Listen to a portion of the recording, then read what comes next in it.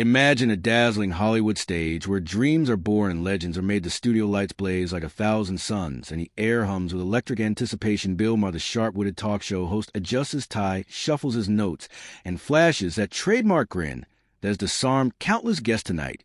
He has landed a big one, Robert Niro, a cinematic titan, a name that commands all adoration and box office gold. The audience buzzes with excitement, expecting a smooth, polished interview about Niro's latest blockbuster, but what unfolds is a heart-stopping, jaw-dropping spectacle of verbal brawl that spirals into one of the most unforgettable meltdowns in late-night history.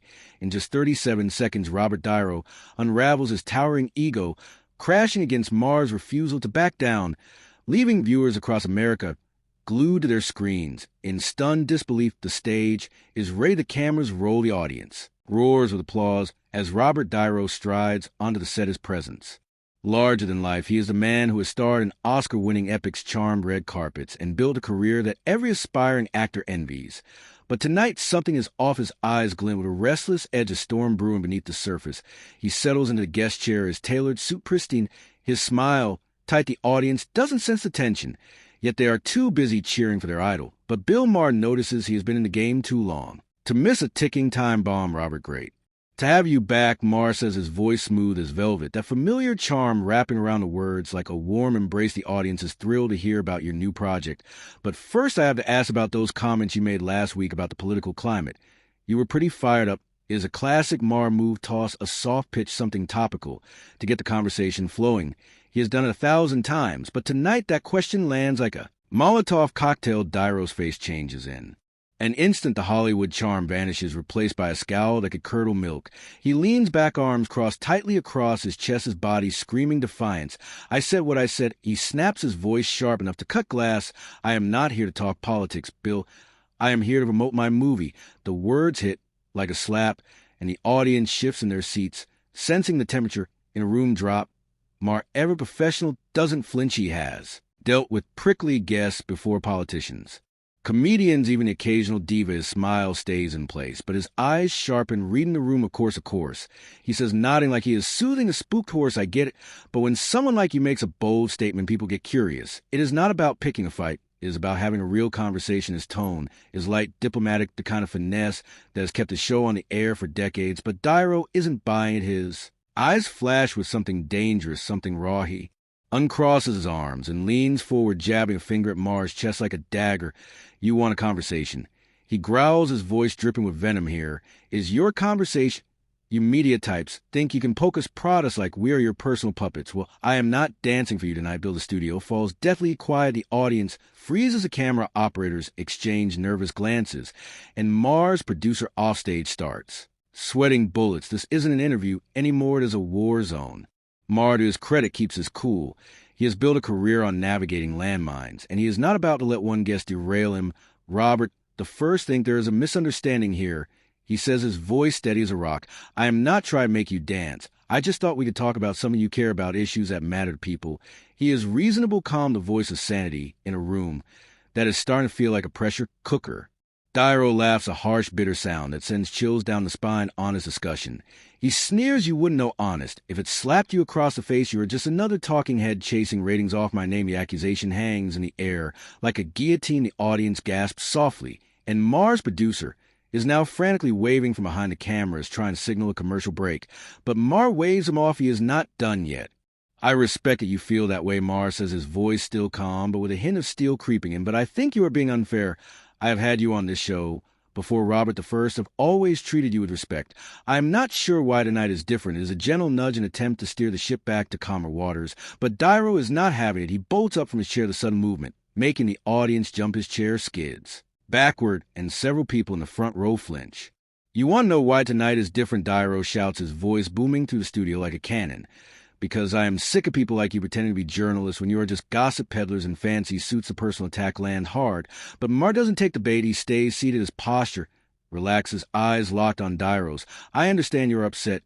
He says, his voice measured, but throwing insults isn't going to fix anything. Why don't you sit down and we can talk about what It's really got you so worked up that offer piece is like pouring gasoline on a fire. Niro starts pacing behind the chair's movements, while like a caged lion ready to pounce. What is bothering me is you people thinking you can ambush your guests with gotcha questions, and then play innocent when we push back. He roars you knew exactly what you were doing when you brought up those comments. This whole thing is a setup. The accusation is absurd, but Niro is too far gone to care. His face is flushed, his hands flailing, and the audience is now visibly uncomfortable, some whispering to each other, others clutching their armrests. Maher shakes his head, genuinely puzzled. He glances at his notes, wondering if he missed some critical detail about Niro's state of mind. Robert, the first promise you this wasn't a setup, he says, his voice dripping with sincerity.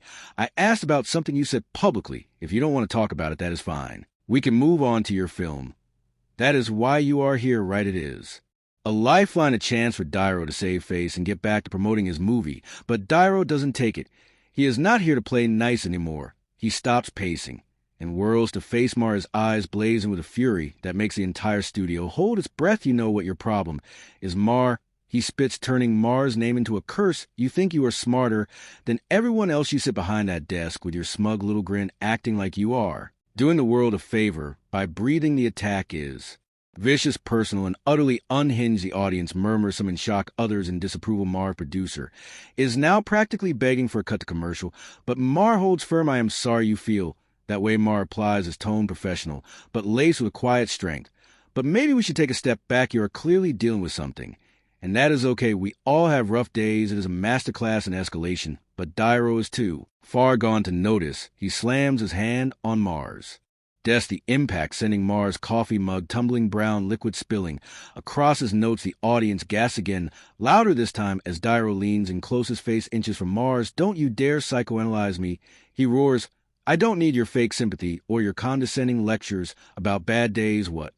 Buckle up, folks, because the television world just got rocked like never before. Picture this: when America's most trusted news anchors, a titan of journalism, decides he's done playing nice with polished PR spin and carefully curated stories.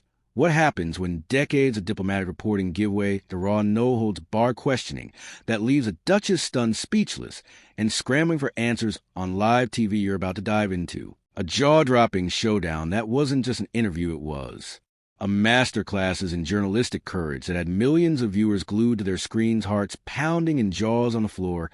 If you thought you'd seen explosive TV before, trust me, you ain't seen nothing yet. So grab a seat, hit that subscribe button, and let me know in the comments what you think about this wild ride we're about to take, because this is one for the history books. It was a crisp morning in the gleaming Good Morning America studio, where the soft glow of morning light streamed through towering windows, casting a deceptively serene backdrop. The cameras were rolling, capturing every moment for millions of viewers tuning in from their living rooms. George Stephanopoulos, a name synonymous with journalistic excellence, sat poised across from Meghan Markle, the Duchess of Sussex, for what was billed as a routine promotional appearance. The setup was picture-perfect, sleek furniture, a polished host, and a global icon ready to share her story, but the air crackled within. Unspoken tension, a hint that this wasn't going to be the fluffy feel-good chat everyone expected. George had his notes neatly stacked, his questions meticulously prepared, but something in his steely gaze suggested he was about to veer off script in a way that would leave the world talking. Meghan, thank you for joining us this morning. George began, his voice smooth yet commanding, carrying the weight of a man whose grill presence and powerhouses. I want to dive right into something our viewers are buzzing about. You've been vocal about your experiences, your struggles, what you've called your truth. But let me ask you this: when you reflect on some of the bold claims you made, especially about certain royal family members, do you ever wonder if your perspective might have been, let's say, clouded by the emotions you were feeling at the time?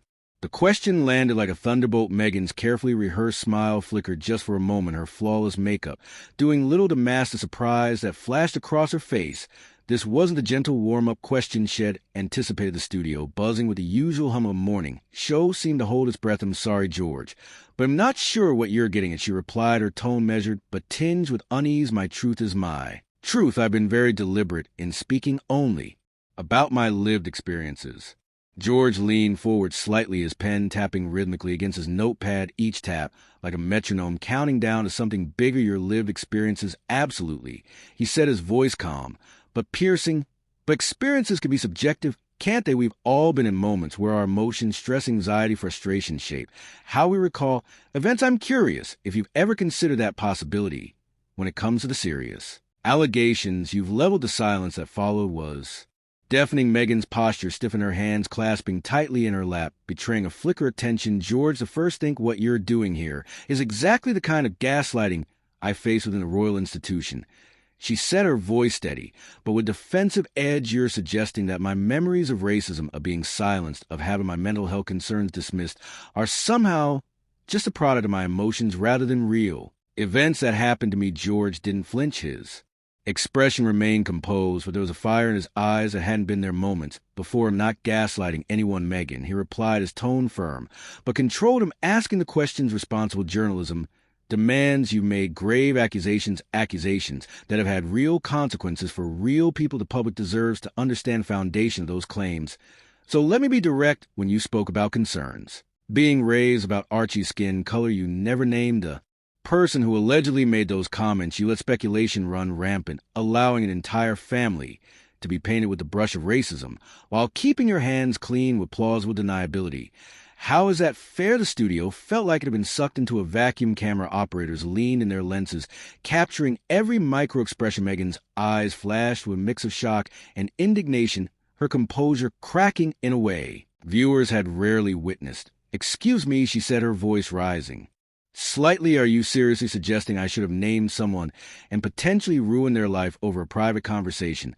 I was trying to be protective, to handle this with some dignity. Protective of whom exactly? George shot back, his journalistic instincts now in full gear.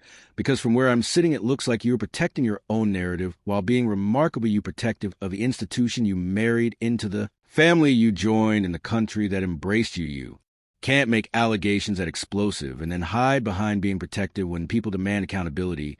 The tension was electric, the kind of moment that makes live television unforgettable. The usually bustling background of the morning show ground to a halt as staff members realized they were witnessing history unfold. Megan's media training kicked into overdrive as she tried to regain control. George, you're Ms. Hara Terry Zing. What happened? She said, her voice tight. I was asked a direct question in that interview, and I answered honestly. I didn't set out to hurt anyone, but I wasn't going to lie about my experiences just to shield an institution that failed to protect me. George's laugh was short, sharp, and devoid of humor. Failed to protect you, he repeated, his tone incredulous. Megan, you were given a global platform, a title, resources, staff, security, an extraordinary level of privilege. You were welcomed into one of the most exclusive roles on the planet. And when things didn't go exactly as you hoped, when you realized royal life came with rules and expectations that apply to everyone, not just you, your response was to tear it all down on international television. Did they fail to protect you, or did you reject the structure that came with the role? Megan's face flushed, her hands fidgeting with her bracelet as she searched for a response. You're oversimplifying something incredibly complex, she said, her voice rising with frustration. You have no idea what it was like to be inside that system, to have every aspect of your life controlled, to be told you can't defend yourself against lies printed about you daily, to have your own family, your husband's family, refuse to correct false narratives that were destroying your reputation. George G. set his pen down and looked directly into the camera before turning back to her. Let's talk about those false narratives, shall we? Because I've done my homework, and I think our viewers deserve the facts. You claimed you had no idea what royal life would entail, that you weren't prepared, that no one helped you navigate the protocols, but you dated Harry for 2 years. Before your engagement, you had access to the internet, books, decades of documentation about royal life. Are you really asking us to believe you? Like, comment, share, subscribe.